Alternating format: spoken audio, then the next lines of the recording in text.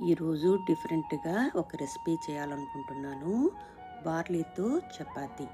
బార్లీని ద్వారగా వేయించుకొని పొడి చేసి పక్కన పెట్టుకోవాలి.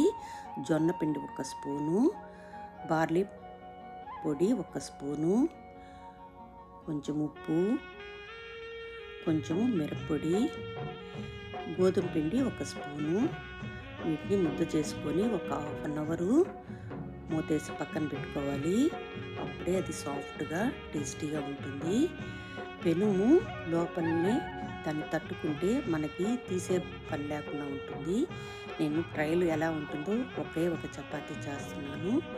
అది బాగుంటే మళ్ళీ ట్రై చేద్దామనే ఉద్దేశంతో దీన్ని 2 సైడ్లు బాగా కాల్చాలి.